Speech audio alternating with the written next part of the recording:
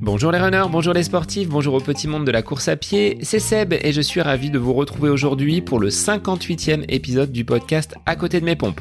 Alors le podcast se poursuit pendant l'été, je vous propose des épisodes un petit peu différents puisque j'ai choisi de mettre en lumière des ambassadeurs, des coureurs qui sont donc de ma région, donc de la région d'Orléans et du Loiret plus particulièrement.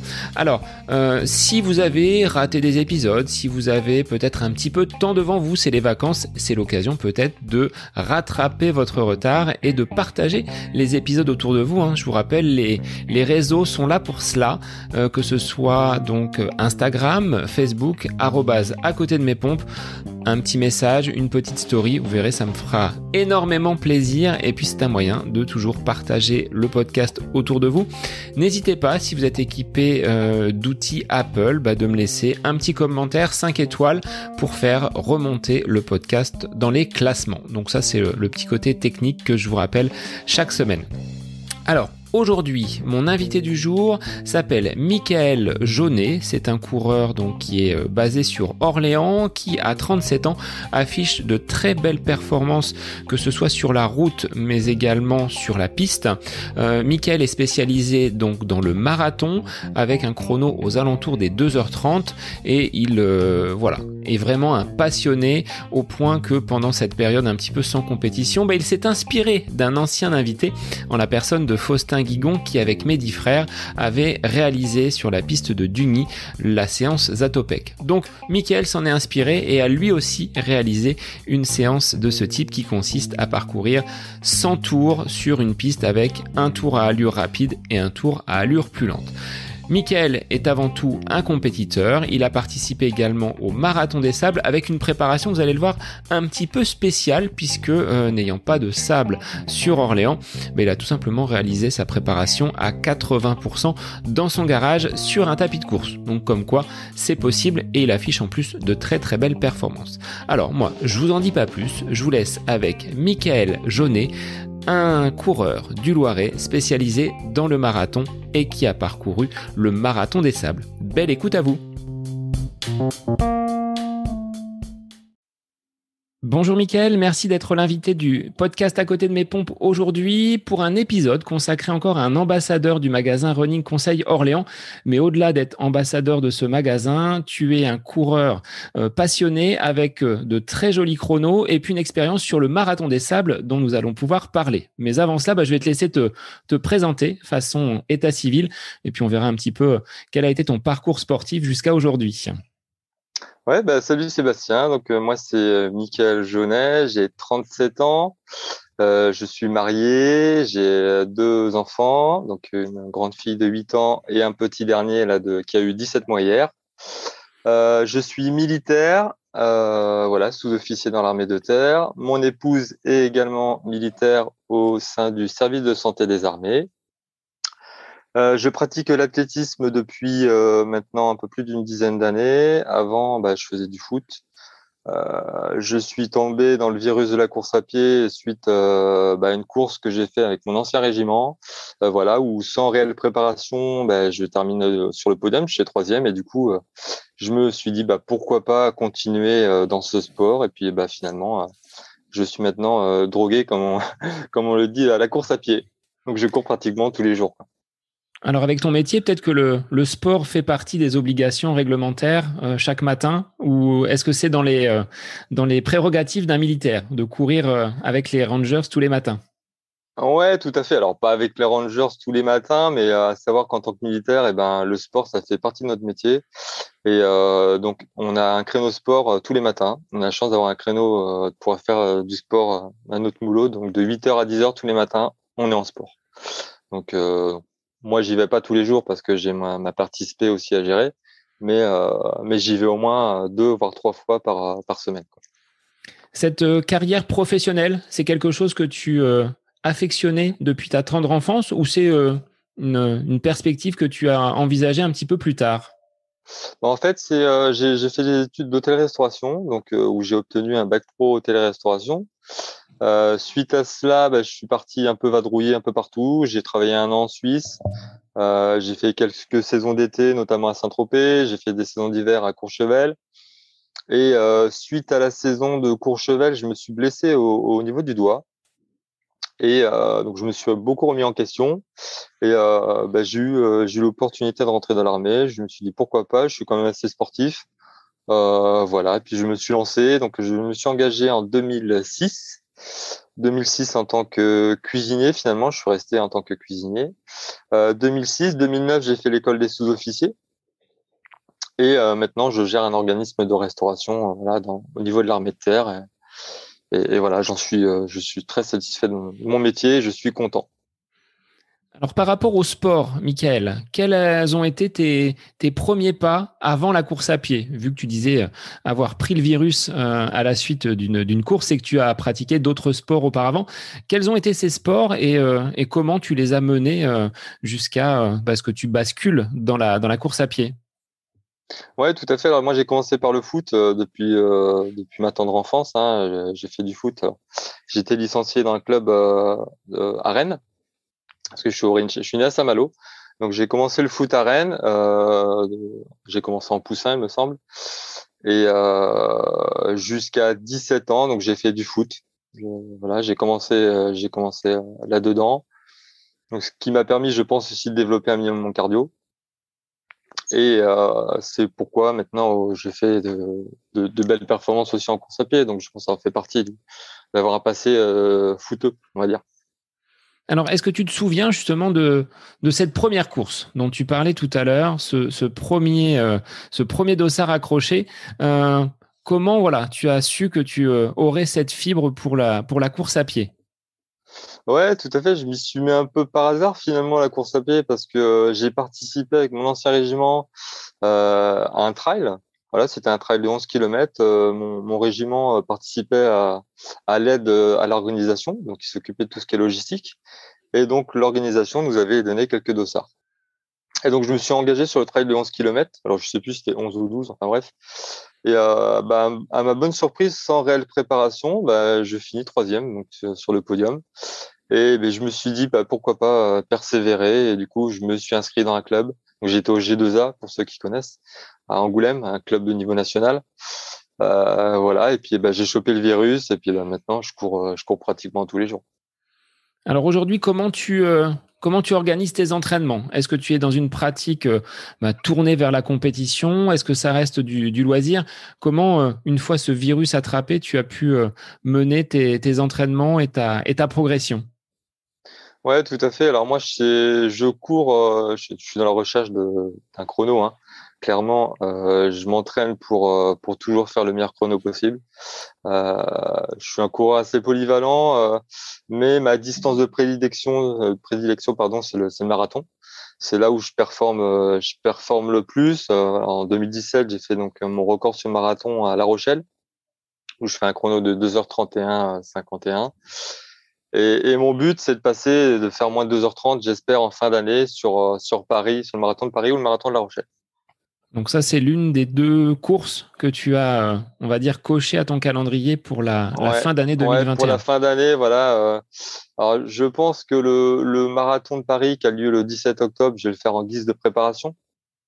C'est vrai que le parcours de Paris est pas facile, assez casse-pattes, notamment surtout sur la deuxième partie de course. Là, on passe sur les quais de Seine, il y a des petits faux plats, donc le parcours n'est pas évident.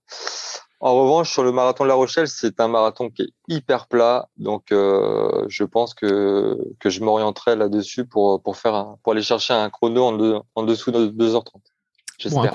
à condition que les conditions météo soient propices, parce qu'au mois de novembre sur La Rochelle, ça peut être tout bon ou tout mauvais. Tu ne diras pas le Ouais, contraire.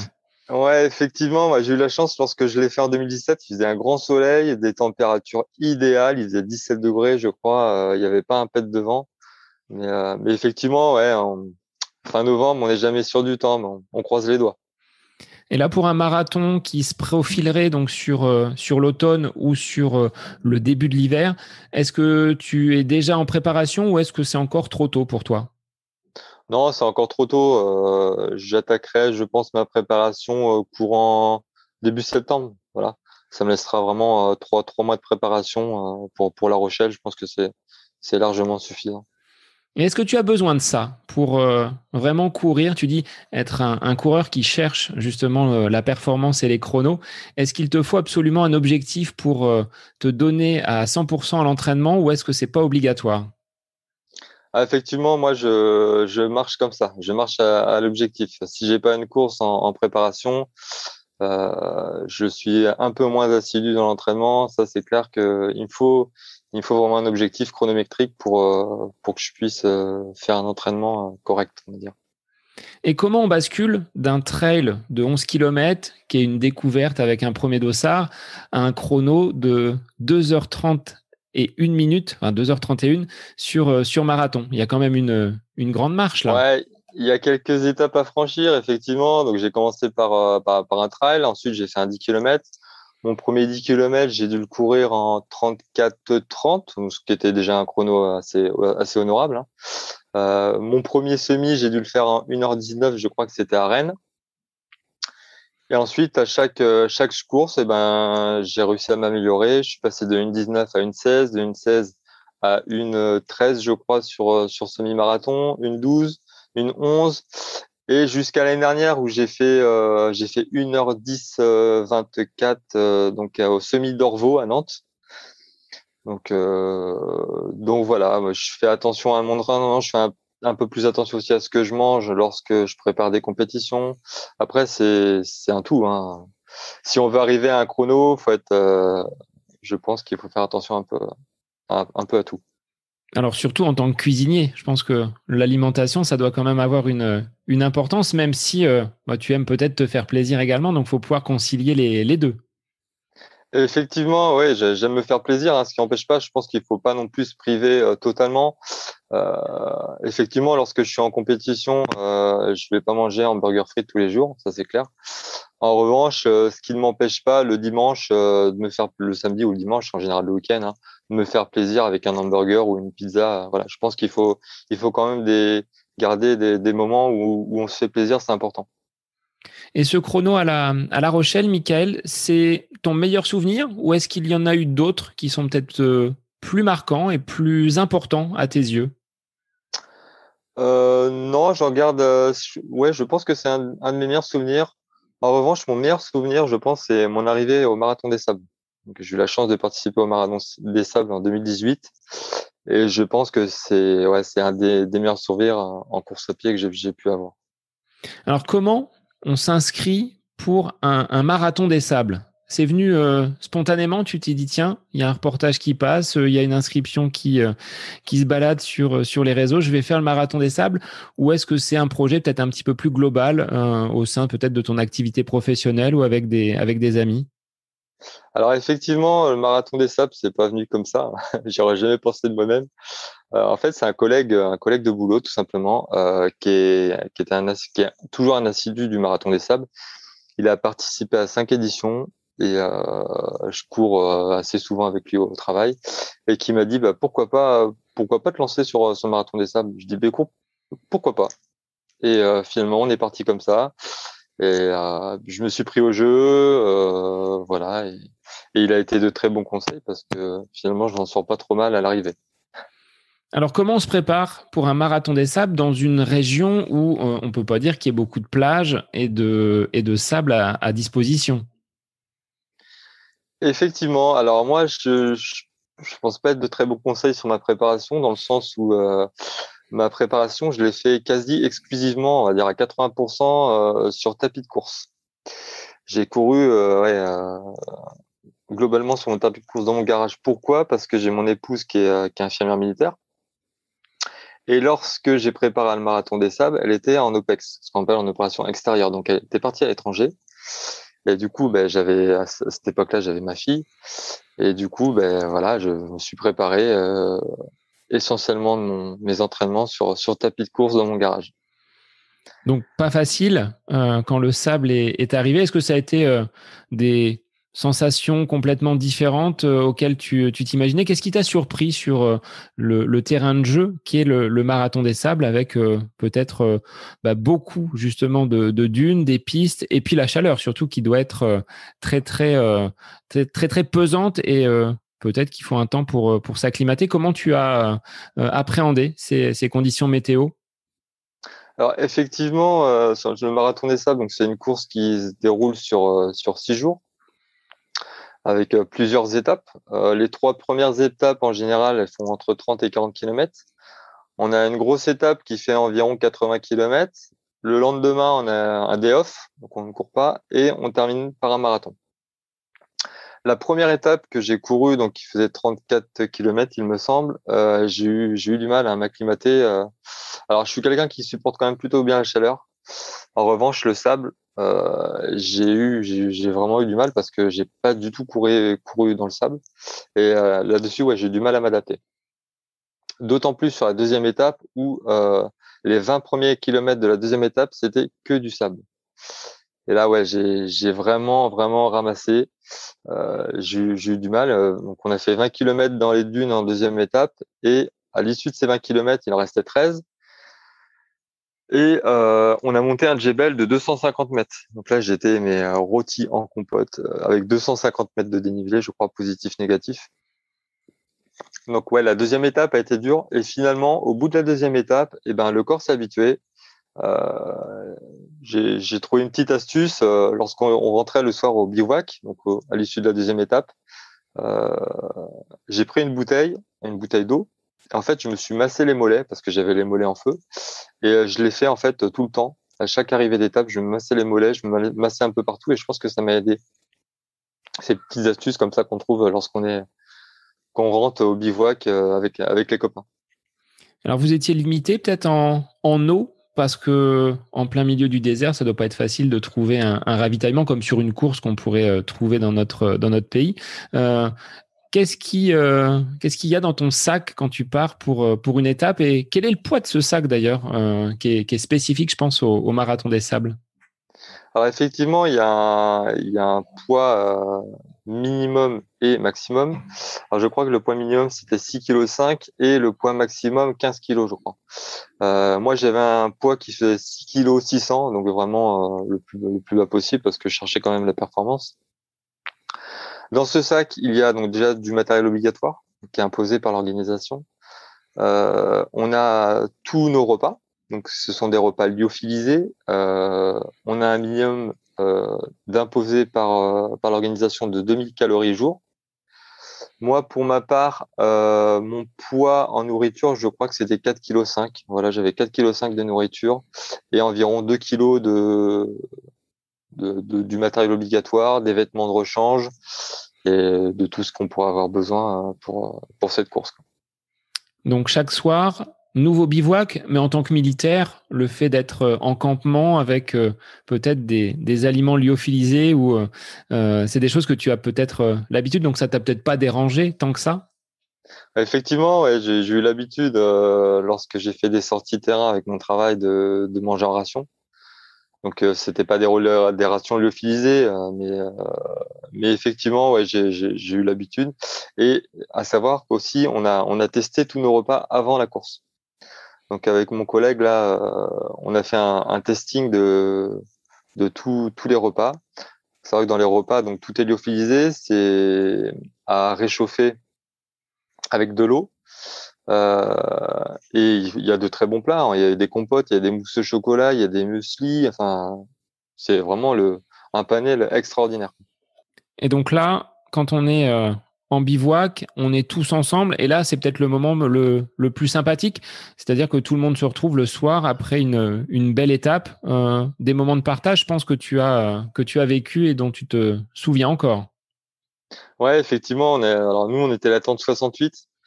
Et bah, d'ailleurs, avec tous les collègues, on était 8 sous la tente. Et j'en garde un excellent souvenir. Et on est encore en contact maintenant. On a fait un groupe WhatsApp. On est encore en contact tous ensemble. Il n'y a pas un mois où on se tient pas au courant les uns les autres. Non, franchement, c'est une épreuve extraordinaire. L'aspect humain est hyper important. Et effectivement, lorsque tout le monde rentrait au bivouac le soir, bah, chacun échangeait ses petites péripéties de course, ses petits conseils, etc. Et c'était super sympa, quoi. C'est une aventure humaine, mais c'est vraiment incroyable, quoi. Incroyable. Et le rôle de la famille dans une opération comme celle du Marathon des Sables, si je dis opération, ça c'est on transpose le côté militaire sur Ouais. cette course. Ta famille, comment elle l'a appréhendé, comment elle l'a accueilli quand tu leur as dit, bon, je vais participer au Marathon des Sables. Ils ont été surpris ou ils t'ont vraiment encouragé et poussé pour réaliser ce défi? Non, non, ils m'ont plutôt encouragé. Et ce qui est sympa, c'est que lorsqu'on est au Marathon des Sables, on a une boîte mail en fait où les familles qui se trouvent en France peuvent nous envoyer des messages et tous ces messages sont retransmis le soir au bivouac. Donc c'est hyper sympa quoi. On peut se connecter nous aussi sur Internet le soir pour échanger avec nos familles. Et également il y a un téléphone aussi satellitaire qui est dédié à cela aussi également. Mais non, moi ma famille était plutôt réceptive au fait que je participe à cela et ils m'ont encouragé du tonnerre. Alors, sur des amplitudes thermiques, ça doit être quand même assez important entre les températures chaudes de la journée. Est-ce que dans le désert, le soir, ça tombe très très bas? Est-ce qu'il faut la petite couverture quand même? Effectivement, moi j'ai prévu la petite doudoune et heureusement parce que le soir, à la fraîche, une fois qu'il y a la lune, il fait vraiment froid quoi. On est tombé à 3-4 degrés hein, des nuits. Je me souviens d'ailleurs d'une nuit avant l'étape longue. À 3 heures du matin, il y a eu une tempête de sable et tout le bivouac s'est envolé. Donc toutes les tentes sont parties. C'était un enfer. Donc cette nuit-là, on a dû dormir 2 heures juste avant l'étape longue. Donc, après, maintenant on en rigole. C'est un bon souvenir maintenant, mais sur le coup, c'est vrai que ça fait bizarre et effectivement, les amplitudes thermiques, on passe de 3 degrés à 50 degrés en pleine chaleur l'après-midi. Faut que le corps le supporte effectivement. Alors, tu le disais, hein, être parti pour la performance. Comment tu as vécu ta course? Quand on débute, c'est quand même 6 étapes, 6 journées de course. Est-ce que tu savais vraiment où tu mettais les pieds? Est-ce que tu avais déjà pris connaissance auprès d'autres marathoniens des sables de ce qui t'attendait? Ou est-ce que ça a été la découverte totale pour toi? Non, ça n'a pas été la totale découverte où en fait j'ai participé un peu à une épreuve de la sorte. Alors je crois que c'était en 2014 ou 2015 où j'ai fait un trail de 24 heures en équipe par trois. Donc c'était sur 24 heures sur une boucle de 6. C'était le trail du Grand Brassac avec des collègues de boulot aussi. Donc j'ai transposé ça un peu au marathon des sables dans le sens où bah, c'était une épreuve qui joue sur la durée et qu'il fallait pas tout envoyer sur les premières étapes parce que je savais très bien que notamment sur l'étape longue, c'est là où ça se jouait. Donc je suis parti assez prudemment sur les 3 premières étapes et ce qui m'a permis de réaliser une très bonne étape longue et de terminer deuxième français sur l'étape longue et ce qui m'a permis aussi de terminer à une honorable 11e place à la fin, quoi.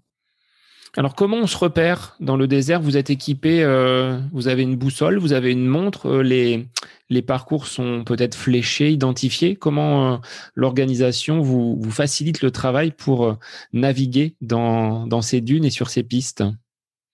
Alors effectivement, on a une boussole dans le sac au cas si on se perd, mais non, non, le parcours il est fléché, il est très bien balisé. Je crois tous les 300 ou 400 mètres, il y a un drapeau, donc non, franchement, on peut pas se perdre, c'est impossible. Donc, ça reste quand même une très belle expérience, mais pas que pour le chrono, tu le disais, l'expérience humaine, les échanges qu'on peut avoir avec peut-être des gens de toute génération. Enfin, il n'y a pas que des très jeunes ou des personnes sportives comme toi qui participent. Effectivement, ouais, il y a tout type de profil qui participe à ce marathon.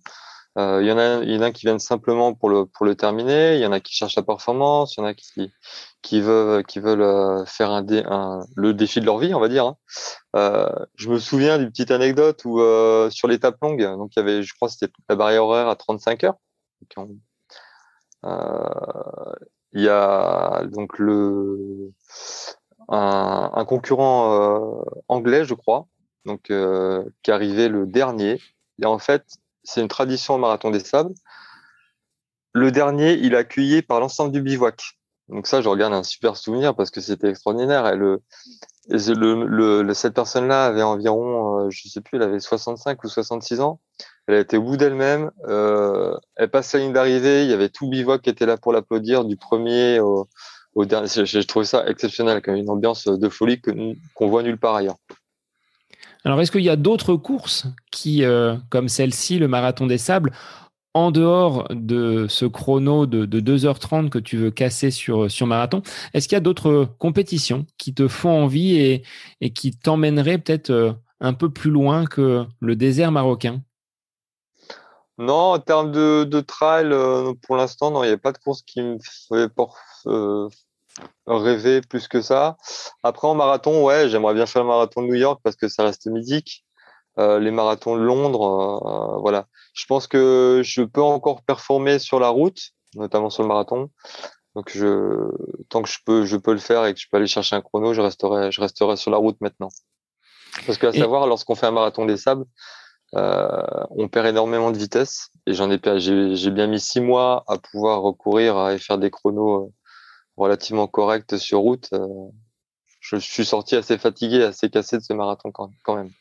donc un bon coup de bambou et ce contre-coup lié à quoi? Lié à la distance, aux efforts qui ont été menés ou à la chaleur que ton corps a subi pendant près d'une semaine?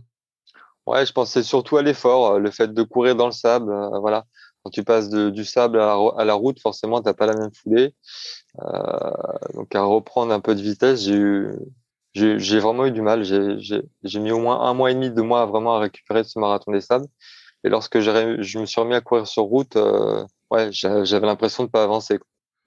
Tes chaussures étaient remplies de sable à la fin de chaque étape. Comment ça se gère d'ailleurs cette logistique parce qu'on doit en avoir partout dans les chaussettes, dans les vêtements. En plus, si vous affrontez des tempêtes de sable, ça doit pas forcément être très très agréable. J'ose même pas imaginer dans quel état étaient tes pieds à l'issue des premières, voire à la fin justement de ce marathon des sables. Tu l'avais préparé, tu l'avais anticipé ce travail pour protéger et préserver tes pieds? Ouais, effectivement, je les ai préparés. J'ai préparé mes pieds au moins 2 mois et demi, 3 mois à l'avance. Donc on va dire, j'ai tanné mes pieds. Alors tous les soirs, en regardant la télé, c'était passage de jus de citron au niveau de la voûte plantaire. J'avais une poudre aussi que je mettais, que je laissais agir. Et en fait, ce qui m'a permis d'avoir une deuxième peau, en fait, au niveau de la voûte plantaire, et d'avoir des pieds plus robustes pour affronter donc ce marathon des sables. Parce qu'à savoir, lorsqu'on court avec cette chaleur, on a les pieds qui gonflent. Petite astuce aussi que m'avait dit mon collègue, c'est de prendre 2 pointures au-dessus de sa pointure initiale. Moi qui faisais du 43, j'avais pris du 45. Voilà, se masser les pieds tous les soirs lorsqu'on arrive au bivouac, enfin plein de petits trucs qui font que effectivement je suis arrivé au bout de ce marathon des sables et j'ai pas eu une ampoule. Donc effectivement, c'était une préparation nécessaire pour avoir des pieds corrects à la fin, quoi. Parce que c'est vrai que j'en ai vu qui avaient des pieds mais en lambeaux, quoi, dès les premières étapes.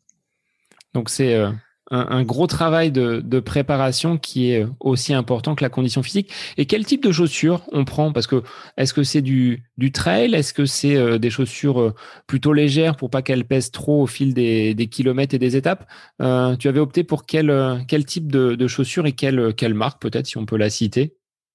Ouais, effectivement, moi je suis parti sur les Senslab de chez Salomon.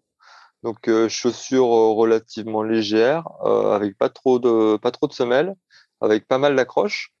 Voilà. En plus de ces chaussures, donc pour éviter d'avoir du sable qui rentre à l'intérieur, eh bien j'ai mis des guêtres en fait.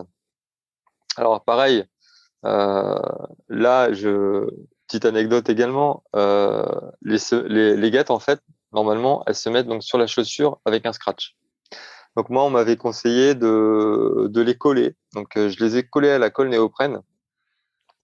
Et au bout de la première étape, eh ben, j'avais cette colle néoprène avec la chaleur et le frottement des cailloux, etc. De la première étape. En fait, ça s'est décollé. Toutes mes guêtres se sont décollées.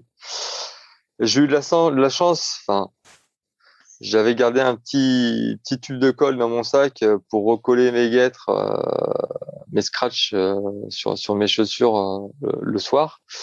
Mon collègue, lui, qui les avait cousus en fait sur la semelle, et ben il n'a pas été embêté. Donc voilà, c'est ce que je conseille maintenant. Un jour, si je refais le marathon des sables, ou même pour ceux qui veulent se lancer dans le marathon des sables, c'est de coudre tout simplement les gatres aux chaussures. Donc au final, la préparation sur tapis, à 80%, tu le disais à peu près, hein, elle a quand même été efficace sans te poser d'inconvénients ou de contraintes, hormis la découverte du sable peut-être, mais ça t'a pas Ouais. handicapé, ça t'a pas pénalisé. Non, effectivement, ça m'a pas trop pénalisé parce que le tapis de course que j'ai là, je peux incliner aussi, je me peux mettre un peu de dénivelé. Je m'amusais également à courir avec le sac. Je supporte assez bien le sac aussi, il faut le dire, parce que je suis parachutiste. À savoir que chaque année, on a des tests militaires. On en fait un 8 km en tri-rangers plus sac de 11 kilos que je supporte assez bien. Donc voilà, le sac, je l'ai quand même plutôt bien supporté pendant la course. Alors, est-ce que ce parcours professionnel, donc ton statut de militaire, te donne la force et t'a donné peut-être un cadre dans ces défis que tu te donnes, donc marathon des sables, mais peut-être également cette discipline que tu peux avoir sur marathon et dans ta pratique. Est-ce que tu es aussi sérieux dans ton entraînement que tu l'es professionnellement, avec cette rigueur et ces règles que tout militaire doit s'imposer? Est-ce que c'est le cas dans le monde sportif? Ouais, effectivement, c'est vrai qu'en tant que militaire, ben, on est un peu plus rustique, on va dire, sans être péjoratif, hein, que le coureur lambda, on va dire. Effectivement, je suis assez discipliné dans tous mes entraînements. Mon coach me donne un entraînement, bah, j'essaie de le respecter au mieux possible, hein. C'est pas toujours le cas, mais effectivement, j'essaie d'être assez discipliné et, et, et même des fois de faire un petit peu plus que ce qu'il est demandé. Donc tu ne négocies pas et tu ne déroges pas aux séances données par le coach. On applique Non, et on exécute. effectivement, non, je suis assez discipliné là-dessus, hein. Comme on dit, c'est garde à vous, repos et en avant. Alors, autre défi que tu as réalisé il y a quelques semaines, alors là, c'est clin d'œil à Faustin Guigon et à Mehdi Frères, nos gardes républicains du côté du Bourget et de Dugny. Tu as réalisé une séance dite Zatopek, dont Faustin nous avait parlé sur le podcast. C'est lui qui t'a inspiré en voyant avec Mehdi leur séance faite sous des conditions vraiment apocalyptiques, pluie et froid. Tu t'es dit, tiens, des militaires comme moi, je vais peut-être faire également cette séance Zatopek. Effectivement, c'est exactement le cas. J'ai vu sur YouTube leur défi qu'ils ont réalisé, 100 x 400 sur piste. Et bah, avec le contexte actuel, le contexte sanitaire, sans objectif, bah, je me suis dit pourquoi pas. Et donc je me suis mis ça en tête. Et effectivement, je devais le faire il y a 2 mois, mais j'ai eu une petite blessure au niveau du tendon, donc j'ai préféré reporter.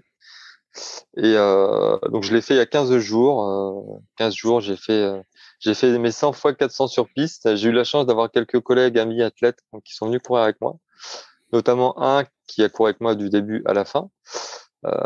Voilà, j'ai eu la chance également j'ai eu un temps très plus que clément, donc avec 17-18 degrés, un grand soleil et pas trop de vent. Donc effectivement, défi réalisé. Donc, je suis parti sur des allures de 1,25 au 400 rapide, ce qui me fait mon allure marathon en fait, qui est de 3,36 environ de moyenne au kilomètre, et un 400 mètres, on va dire lent en récup actif, enfin lent, euh, à environ 4 minutes, 4 minutes 05 au kilo. Alors, ça t'a demandé combien de temps pour réaliser ces 100 tours et quelle distance tu as parcouru au final? Alors au final, j'étais parti pour faire un peu plus, pour faire un marathon entier. Mais je me suis arrêté à 100 x 400 parce que au bout de 35 km, et ça faisait maintenant 3 ans que j'avais pas fait de marathon, et ben, j'ai eu un gros coup de bambou et les 5 derniers kilomètres ont été assez pénibles. Donc je me suis arrêté à 100 x 400 que j'ai terminé en 2h27 30, je crois, et quelques. Alors, ce type de séance, quel était l'objectif? Au-delà de faire un clin d'œil à Zatopek et un peu plus proche de nous à Faustin et Mehdi, c'était une bonne préparation pour travailler le mental, pour se remettre justement dans cette préparation d'un marathon après 3 ans sans en avoir réalisé? Ouais, effectivement, le but c'était de faire du kilométrage. Alors j'ai fait un marathon comme ça pour le fun en début d'année également. Je crois, que j'ai fait 2h48 sur les bords de Loire. Voilà, je suis parti seul. Pareil, sur un coup de tête, la veille au soir, j'ai dit à mon épouse, allez, demain matin, je vais faire un marathon. Et je suis parti en fait. J'ai fait un marathon, je sais plus si c'est janvier ou février. Et du coup, effectivement, ce défi-là, c'était de faire du kilométrage en vue de préparer mes 2 marathons en fin d'année. Alors, à quoi on pense tour après tour? Alors, même si tu as été accompagné, épaulé par tes collègues et camarades d'entraînement, on pense à quoi? Parce que tour après tour, moi, j'ai fait déjà un 10 km sur piste. J'ai trouvé ça long. Ouais. Alors, j'ose imaginer sur 100 tours ce que ça peut représenter. Bah, effectivement, en fait, je pense au chrono. Je me dis, tiens, je suis un peu plus lent, un peu plus rapide. J'ai eu la chance d'avoir quelques collègues qui ont couru avec moi, donc on discutait, ce qui m'a aidé forcément. Après, même si j'aurais été seul, je pense que ça m'aurait pas empêché de faire ce challenge. Euh, et auquel cas, je me serais fié simplement à mon chrono, quoi. Alors, Faustin et Mehdi avaient changé de tour, et enfin, changé de sens au 50e tour. Est-ce que toi, tu as fait de même ou tu as fait les 100 tours dans le même sens Non, horaire? moi j'ai eu la chance, j'ai pas senti le besoin de changer de sens, donc j'ai fait mes 100 tours dans le même sens. Voilà. Et le lendemain, quand on a fait 100 fois un tour de piste, on marche plutôt bien, il n'y a pas de bobo, on reste avec une marche relativement souple ou ça tire quand même un petit peu. Ah, ça tire toujours un petit peu parce que 40 km quand même sur une piste, c'est pas anodin. Après, j'ai fait ce challenge avec les fameuses chaussures volantes, comme on dit, les chaussures, pour pas citer la marque Vaporfly de chez Nike, avec les lames de carbone. Et ces chaussures, c'est vrai que pour moi, ce que j'en pense, c'est que au-delà du fait que le gain autant par kilomètre est peut-être de 3 à 4 secondes, après ça dépend des coureurs, mais le plus important dans ces chaussures, pour moi, c'est la récupération.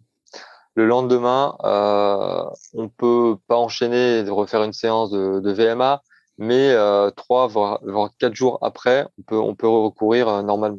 Et ça, c'est vraiment le gros atout de ces chaussures. Donc c'est pour cela que tu les as choisies. Elles se sont imposées à toi parce que tu voulais peut-être performer ou ça a été une découverte en te disant bah tiens je vais essayer vu que d'autres les portent, je vais peut-être me lancer sur ce type de Non, après, chaussures. j'avais eu l'occasion déjà de les tester, ces chaussures, notamment l'année dernière lorsque j'ai fait mes records sur 10 km et semi-marathon, donc à l'aide de ces Vaporfly. Donc, j'ai pas encore eu l'occasion de les tester sur marathon. J'espère le faire pour cette fin d'année. Mais non, non, de toute façon, je m'étais dit, si je cours, que je fais mes 100 fois 400 mètres sur piste, ce sera un Vaporfly parce que la récupération sera meilleure ensuite. Alors sur cette préparation marathon, Michael, comment tu vas le préparer et comment tu vas l'organiser? Est-ce que tu es quelqu'un qui fait beaucoup, beaucoup de kilomètres ou est-ce que tu intègres peut-être un sport un petit peu croisé et puis un entraînement qui permet justement d'arriver frais sur ce jour du marathon? Alors, effectivement, non, je fais pratiquement exclusivement que de la course à pied. Je fais pas trop de vélo. Je fais quelques séances de natation, mais peut-être une ou à 2 fois par mois avec le travail. Mais non, non, c'est exclusivement de la course à pied. Je me fie à 100% sur ce que me prépare mon coach, hein. Toutes les séances, voilà, il me dit de faire 150 km dans la semaine, je ferai 150 km. Il me dit de faire 200 km, j'en ferai 200, etc. Mais je me cale vraiment par rapport à ce qu'il dit, quoi. Et en tant que militaire et jeune papa, ça s'organise assez facilement ou c'est parfois compliqué, d'où ce besoin d'aller sur le tapis pour pouvoir faire certaines séances? Effectivement, avec deux enfants, forcément, faut quand même allier. euh, comment je pourrais dire? Faut aussi donner du temps à la famille qu'autant au sport. Donc les séances que je ne peux pas faire au travail, je l'essaye de le faire avant mon travail ou après mes travail, une fois que j'ai fini de m'occuper de mes enfants, quoi. Mais pour moi, c'est primordial, c'est quand même la famille avant tout. Et donc là, cet entraîneur donc va te porter vers cette barrière des 2h30. Ça, c'est l'objectif annoncé pour La Rochelle avec Paris en ligne de mire comme entraînement.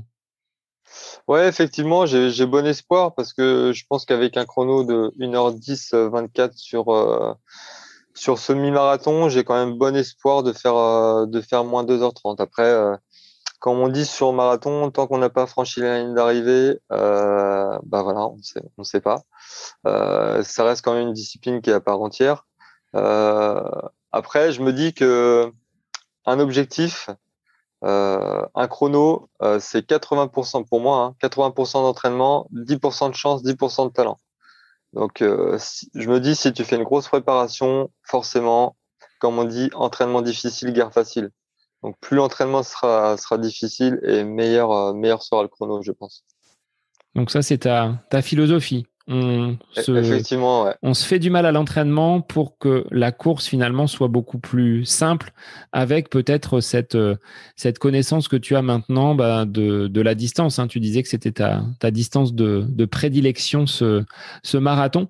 Euh, Cet entraîneur qui t'accompagne, quelle relation as-tu avec lui et qu'est-ce qu'il t'apporte au quotidien pour tirer en toi, ancien footeux, hein, avec je pense, un bon cardio et un bon niveau, on va dire, au niveau de l'endurance.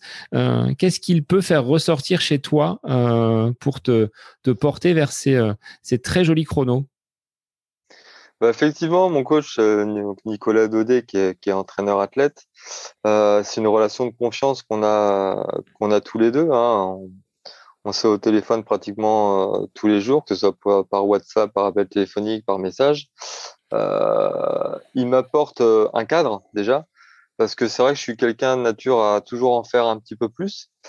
Et il est là des fois pour me freiner un peu quand il voit que je fais un footing un peu trop rapide ou un footing de récup que je devrais faire à 4,30 au kilo, je le fais à 4 ou voire 4,05. Il me dit attention, là c'est pas bien parce que tu me fais un footing comme ça le lendemain, ta séance, tu vas avoir du mal. Et effectivement, en général, il a raison.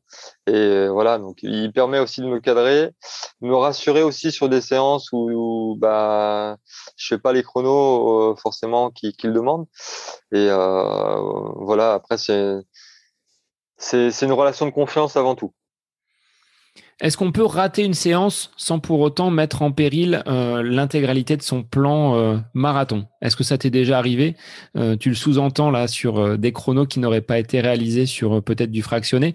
Est-ce qu'il faut vraiment garder en ligne de mire cet objectif sans pour autant tenir compte d'un entraînement qui serait moins bon, un chrono pas forcément atteint?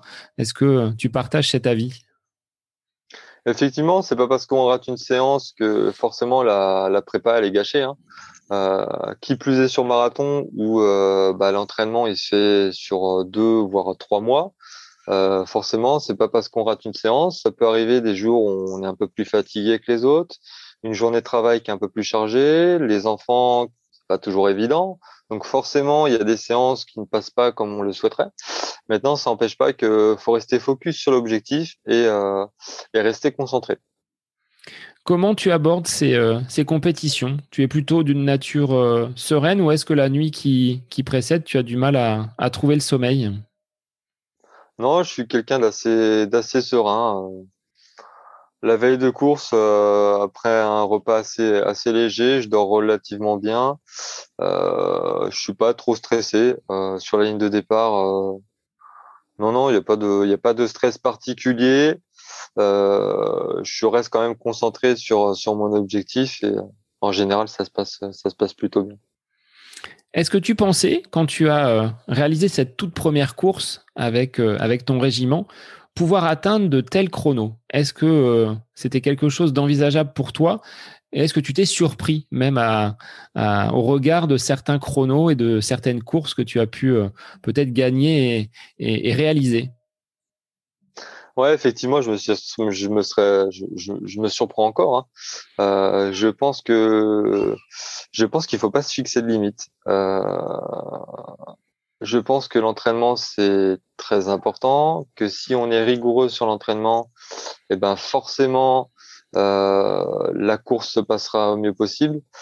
Euh, Maintenant, effectivement, il y a 11 ans, lorsque j'ai fait mon premier trail, jamais je me suis dit qu'un jour je ferais 2h30 au marathon, c'est clair. Maintenant, après, comme on dit, le travail paye, hein. Il y a pas de secret, hein, quand on est assidu à son entraînement et qu'on fait ce qu'on nous dit, forcément, Après, c'est sûr que ça n'empêche pas quand même que j'ai une bonne base, hein, en course, hein. J'ai quand même un bon cardio. Lorsque j'ai fait mon premier test Cooper à l'armée, j'ai dû faire 3200, 3300 mètres en 12 minutes. Donc j'avais quand même une bonne base. Mais après, je pense que ce qui fait ma force, c'est la rigueur. La rigueur, la discipline. Et voilà. Maintenant, ce qui me permet de faire des chronos plutôt corrects sur route. Alors, avec l'expérience, l'âge qui avance, on dit qu'on se bonifie avec le temps. Est-ce que tu penses pouvoir descendre encore ces chronos-là et comment tu envisages la suite de ta carrière? Est-ce qu'une bascule sur trail est envisageable? Est-ce que ça ne t'intéresse peut-être pas? Ou est-ce que tu es vraiment un aficionados de la route et du bitume? Ouais, effectivement. Alors maintenant, c'est vrai qu'à 37 ans, je sais pertinemment que je ne ferai pas les mêmes chronos que si j'aurais eu 25 ans. Effectivement, avec l'âge, on se bonifie. Euh, qui plus est sur marathon. Maintenant, je pense que sur marathon, on peut performer encore jusqu'à au-delà de 40 ans, hein, bien évidemment. J'espère une fois avoir passé la barre des heures, 2h30, je me fixerai un autre objectif, hein, ce sera de 29, de 28, de 27, jusqu'à temps que, alors, je ferai jamais moins de 2h20, j'en suis persuadé, mais voilà, tant que je peux performer sur marathon, je le ferai. Là où je verrai, je vais commencer à voir mes chronos remonter un petit peu, enfin, qui seront plus à l'attente par rapport à ce que je souhaiterais. Là, je m'orienterai pourquoi pas sur trail. Ouais, ouais, c'est un truc que j'envisage, qui me botterait plutôt pas mal. Et dans tes plans d'entraînement, est-ce qu'il y a une séance qui est celle que tu détestes? Tu dis, celle-là, je l'appréhende plus que tout. Et une qui, par contre, te donne vraiment de très belles sensations et une satisfaction quand tu l'as réalisée. Ouais, alors je suis pas très piste, donc tout ce qui est séance VMA, on va dire la classique 10 x 400, ouais, j'aime pas trop. Je la fais parce qu'il faut la faire, mais non, non, je suis pas fan. En revanche, les sorties longues de 2 heures, voire 2h30, lorsque je suis en prépa marathon, ouais, c'est quelque chose qui me correspond un peu plus et qui me botte, ouais. C'est un entraînement que tu fais seul, ces sorties longues, ou est-ce que tu es encadré, accompagné, peut-être suivi par ton épouse en vélo? Je ne sais pas comment tu les vis, parce que ça nécessite aussi sur des périodes où la météo est peut-être pas bonne, de se forger aussi un peu le mental, hein, pour affronter les éléments et dire je pars pour 2 heures, 2h30 de sortie. Ouais, effectivement. Après, la plupart de mes séances, je les cours seul. J'ai la chance d'habiter à proximité des bords de Loire, donc je vais sur les bords de Loire. Ça me dérange pas de faire des sorties d'1h30 dans un sens et d'1h30 dans l'autre. Voilà, c'est on va dire mon état d'esprit un peu militaire, pomme de terre, on va dire. Voilà, j'ai le mental, donc voilà, mais non, ça me dérange pas de faire mes séances seul. J'ai fait seul. Ça arrive aussi que mon coach vienne avec moi me suivre en vélo. Et voilà, mais non, non, je passe la plupart de mes séances, je les cours seul. Alors, pour revenir à ce qui nous a mis en contact, à savoir donc le magasin Running Conseil dont tu es ambassadeur, comment tu as postulé pour devenir la tête d'affiche de ce magasin? Est-ce que c'est Pascal qui t'a sollicité, ou est-ce que c'est une démarche personnelle de ta part? Non, effectivement, c'est Pascal qui m'a sollicité. J'avais participé au trail urbain d'Orléans. Je crois que c'était courant novembre, il y a peut-être maintenant 5-6 ans. Il était venu me voir, il me fait bah tiens, j'ai le projet de reprendre un magasin peut-être de course à pied. Voilà, est-ce que tu serais intéressé? Je vais monter une team. Est-ce que tu serais intéressé pour faire partie de cette team? Et voilà, ça s'est fait comme ça. Euh, ça s'est fait comme ça, tout simplement. Alors, qu'est-ce qui est important selon toi en tant qu'ambassadeur et qu'est-ce que tu dirais aux personnes qui souhaitent se mettre à la course à pied, peut-être déjà d'aller dans le magasin Running Conseil, premier point, mais en termes de conseils, toi qui as l'expérience du marathon et de la course à pied, qu'est-ce que tu leur donnerais comme petites astuces pour débuter et ne pas, tu vois, se fatiguer ou avoir le moral dans les chaussettes quand on trouve que ça peut être un petit peu difficile, ce début en running. Ouais, tout d'abord, les débuts, je pense qu'il faut pas partir trop vite. Faut pas mettre la charrue avant les bœufs, comme on dit, hein. Faut y aller crescendo. Si on commence à courir, faut commencer par courir 15 minutes, puis le lendemain ou le surlendemain 30, etc., etc. Faut y aller vraiment progressivement, déjà pour pas se blesser, mais aussi pour pas se dégoûter non plus du sport. Après, effectivement, je conseillerais d'aller voir Pascal parce qu'au-delà du fait qu'il soit commerçant, il est d'excellents conseils parce que c'est un entraîneur diplômé. Il connaît son matériel, il a de très très bons conseils. Donc c'est un très très très bon spécialiste Et à tout point de vue. en tant que cuistot, alors quel conseil alimentaire quand on débute la course à pied? Parce que la course, ça ouvre l'appétit bien souvent. Alors, est-ce qu'il faut avoir de nombreuses astuces pour performer ensuite en course à pied en surveillant son alimentation? Oh non, je pense pas qu'il y a de d'astuces particulières. Après, je pense après qu'on soit athlète ou pas d'ailleurs, hein, c'est de manger quand même équilibré le plus possible. Euh, Pas trop de manger de junk food tous les jours. Manger des féculents, des fruits, des légumes, que ce soit varié. Se faire plaisir aussi, comme je disais tout à l'heure, hein, parce qu'il faut, même si on prépare une compétition et où on fait attention quand même à son alimentation, il faut garder quand même des jours où on se fait plaisir. Et c'est important, ce qui permet de créer cette petite soupape de décompression aussi également. C'est important. Bon, ben, on va prendre tous ces conseils en note, Michael. Sur Ouais. quel réseau on peut te retrouver si les gens veulent suivre ton profil et peut-être ces futurs chronos qui vont tomber à l'occasion des marathons d'automne et d'hiver avec celui de Paris dans un premier temps et La Rochelle ensuite. Ouais, je suis sur Facebook, donc Jaunet Ickel, et sur Instagram aussi Renikel. Donc voilà, ce sont des réseaux où effectivement à 90%, je mets mes plans d'entraînement, j'essaie d'apporter aussi quelques conseils. Donc voilà, faut pas hésiter à me solliciter, je répondrai avec plaisir et bienveillance. Eh bien, un grand merci, Michael, pour cet échange entre ambassadeurs donc du magasin Running Conseil. Mais Et voilà, n'hésitez pas à aller voir Pascal aussi, hein. Pardon, je te coupe, hein. N'hésitez pas à aller voir Pascal aussi. Aller voir Pascal au magasin Running Conseil et qui va ouvrir aussi, j'en profite, hein, qui va ouvrir un nouveau magasin donc à Olivet, voilà, qui sera également spécialisé dans le triathlon.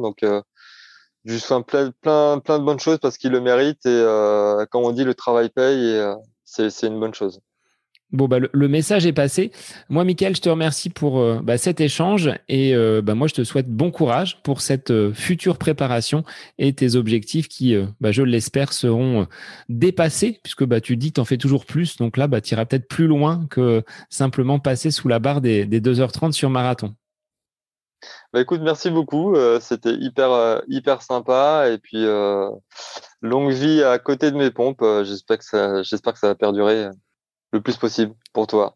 Bon, la saison 2 est en passe d'être lancée, donc ça devrait continuer. Et du moins, je vais essayer de garder le rythme pour les épisodes à venir. Et pour les auditeurs, je vous dis à la semaine prochaine pour un nouvel épisode du podcast À côté de mes pompes.